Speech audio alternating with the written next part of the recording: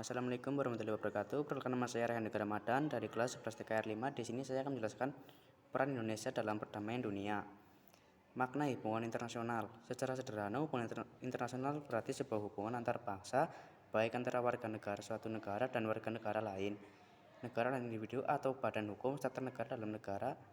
Namun, bila dilihat lebih mendalam, hubungan internasional merupakan studi mengenai interaksi aktif antara beberapa aktor yang berpartisipasi dalam politik internasional, meliputi negara-negara, organisasi internasional, organisasi non-pemerintah, dan kesatuan subnasional dalam kurung kelompok-kelompok atau badan-badan dalam suatu negara, seperti birokrasi dan pemerintah domestik serta individu. Pentingnya hubungan internasional bagi Indonesia. Kerjasama antar negara tidak diperlukan antara lain karena ada faktor sebagai berikut. Faktor internal, yaitu kekhawatiran terancam kelangsungan hidup sebuah negara. Kelangsungan hidup sebuah negara dapat terancam karena kudeta, intervensi negara lain, hingga penguasaan oleh negara lain. Faktor eksternal, yaitu suatu negara tidak dapat berdiri sendiri tanpa bantuan dan kerjasama dengan negara lain. Bantuan negara lain tersebut diperlukan untuk membantu pemecahan berbagai masalah yang dihadapi suatu negara, baik mengenai ekonomi, politik, atau masalah sosial. Politik luar negeri Indonesia dalam menjalin hubungan internasional. Kebijakan politik luar negeri Indonesia tak terlepas dari pembukaan UUD NRI tahun 1945 pada alinea keempat tentang tujuan negara, yaitu ikut serta dalam perdamaian dunia yang berdasarkan kemerdekaan, perdamaian abadi, dan keadilan sosial. Politik luar negeri bebas, dan Indonesia memiliki prinsip politik luar negeri tidak bebas dan aktif. Bebas dapat diartikan Indonesia bebas bergaul dengan negara manapun tanpa mengaktifkan diri pada salah satu blok, yaitu blok barat atau blok timur. Aktif dapat diartikan Indonesia aktif bekerjasama dengan negara lain dalam bentuk perdamaian dunia. Garis besar politik dapat diartikan Indonesia aktif dalam membentuk perdamaian dunia. Garis besar politik di Indonesia tentang ketidakberpihakan atau non-alignment berdasarkan sejumlah dokumen sebagai berikut. 1. Tanpa mengikatkan diri pada fakta militer yang ada, berusaha menghapus atau setidak-tidaknya mengurangi ketegangan internasional yang lahir karena pertentangan dua blok dunia.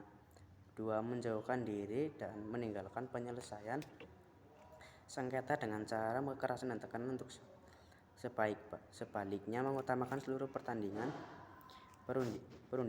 sebagai alat.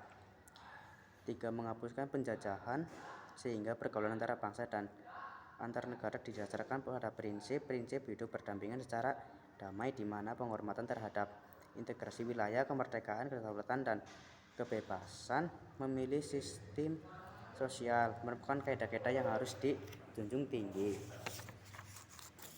Peran Indonesia untuk tidak memilih atau memihak salah satu kelompok barat atau timur, tetapi menekankan pada peran atau kontribusi antara lain. 1. Indonesia memprakarsai KAA pada tahun 1955 yang diikuti dari negara-negara dari Asia dan Afrika.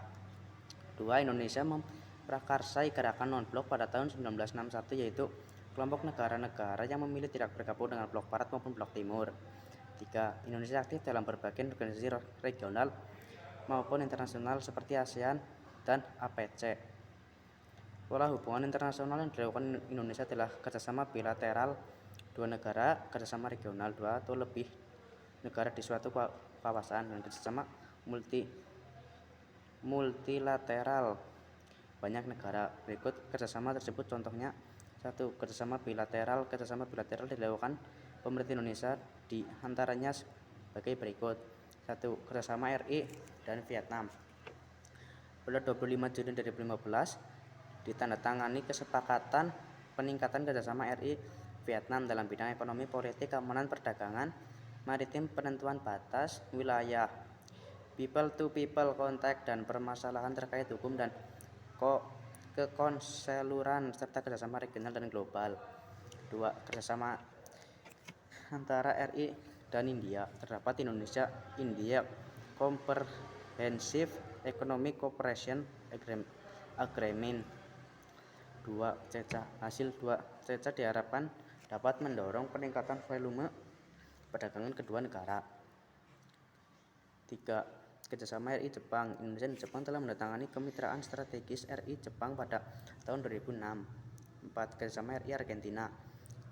Keuntungan ahli pertanian dan peternakan sapi Argentina ke Kupang tanggal 1 sampai 3 September 2015 dan Lembang 3 sampai 5 September 2015 untuk mengimplementasikan MOU kerjasama pemerintah RI Argentina September 2015 untuk mengimplementasikan MOU kerjasama pertanian RI Argentina, kerjasama RI dan Afrika Selatan. Pada 1 Maret 2014 ditandatangani MOU Indonesia dengan Afrika Selatan di bidang perdagangan, ristek, pertahanan, energi dan mineral dan politik, khususnya dalam konteks kemitraan Asia Afrika. Kerjasama regional, kerjasama RI dan East Summit EAS. Indonesia memprakarsi EAS, salah satunya upaya untuk memberantas ilegal penangkapan ikan secara ilegal. Upaya ini membantu Indonesia dalam mewujudkan visi sebagai poros maritim dunia dan upaya pengembangan kerjasama di bidang maritim yang bersifat komprehensif di kawasan Asia Timur.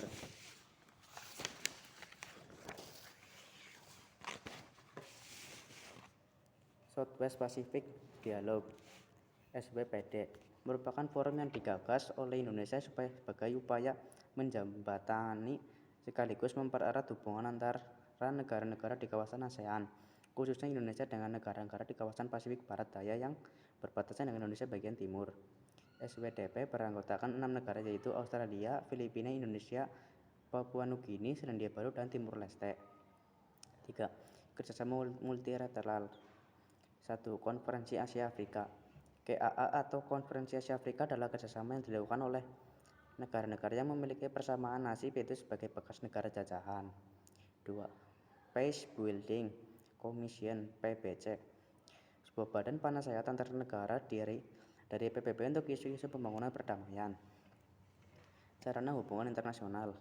Menurut Jeff Frankel, ada bermacam-macam sarana yang digunakan untuk melakukan hubungan internasional, yaitu diplomasi, negosiasi, lobby, propaganda, serta bidang-bidang aktivitas ekonomi dan kekuatan militer. A. Diplomasi. Diplomasi digunakan untuk memperjuangkan kepentingan setiap negara. Dalam arti luas, kata diplomasi menunjuk pada seluruh kegiatan untuk melaksanakan politik luar negeri suatu negara dalam hubungannya dengan bangsa dan negara lain. Secara umum, diplomasi didefinisikan sebagai proses komunikasi antara pelaku politik internasional dan instrumen untuk mencapai tujuan kebijakan politik luar negeri suatu negara. 2. Negosiasi. Negosiasi atau perundingan merupakan suatu usaha untuk mengatasi masalah yang dihadapi oleh dua negara tanpa melibatkan pihak ketiga. Beberapa jenis negosiasi adalah perundingan yang diadakan dalam rangka perjanjian multilateral yang disebut diplomatic conference. Selain perundingan resmi tersebut, ada perundingan tidak resmi yang disebut corridor talk. 3. Lobby. Lobby merupakan kegiatan politik yang dimaksudkan untuk mempengaruhi negara tertentu. Tujuannya adalah untuk memastikan bahwa pandangan atau kepentingan suatu negara dapat tersampaikan sehingga kerjasama yang dijalankan dapat terlaksana. 4. Propaganda. Propaganda merupakan suatu usaha sistematis yang dilakukan untuk mempengaruhi pikiran, emosi, dan tindakan suatu kelompok untuk kepentingan masyarakat pada umumnya. 5. Ekonomi. Sarana ekonomi tidak perlu ditangani oleh pemerintah, tetapi diserahkan kepada lembaga-lembaga internasional. Sarana ekonomi dapat dipakai saat masa damai, misalnya perdagangan dan bantuan internasional ketika terjadi bencana. Selain itu, sarana ekonomi dapat dipakai dalam keadaan perang, misalnya perang dingin antara dua negara, sehingga ada kebijakan ekonomi yang diambil untuk membatasi hubungan perdagangan kedua negara. 5. Kekuatan militer. Peralatan dan kekuatan militer dimonopoli oleh pemerintah. Dengan peralatan militer yang hebat dan kuat, keyakinan dan stabilitas untuk melakukan hubungan internasional dengan negara lain semakin baik karena tingkat kepercayaan tinggi. B. Peran Indonesia dalam menciptakan perdamaian di dunia melalui organisasi internasional.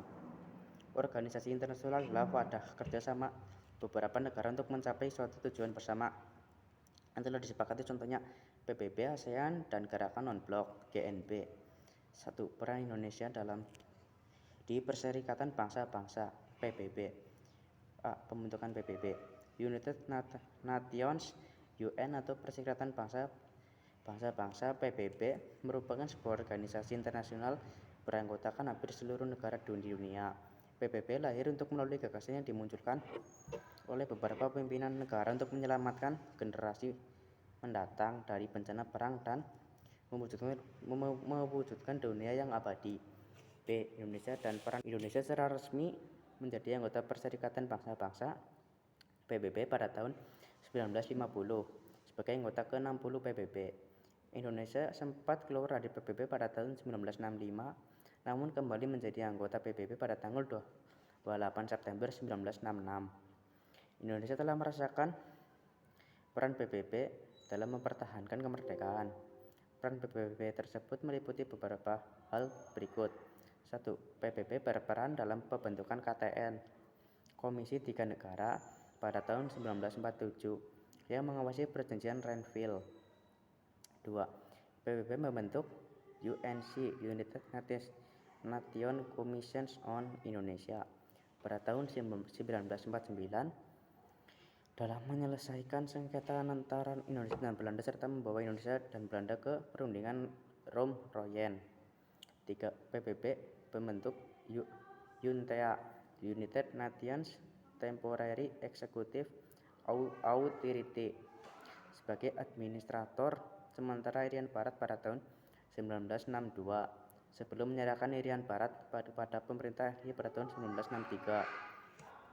C. Peran aktif Indonesia. Indonesia berperan aktif dalam PBB. Peran aktif Indonesia dalam PBB ditunjukkan dalam hal-hal berikut.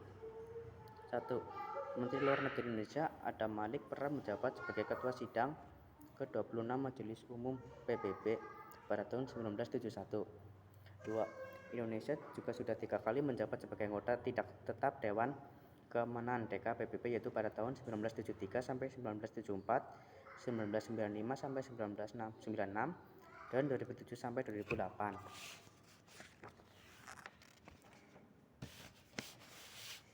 Indonesia menjadi anggota sejumlah lembaga di bawah naungan PBB seperti Dewan Sosial Perserikatan, Organisasi dan Pertanian, dan lain-lain.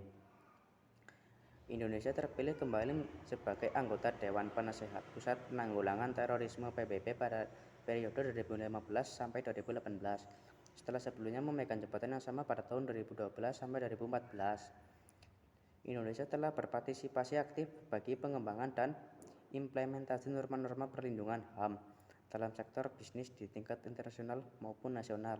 Sekian dari saya. Wassalamualaikum warahmatullahi wabarakatuh.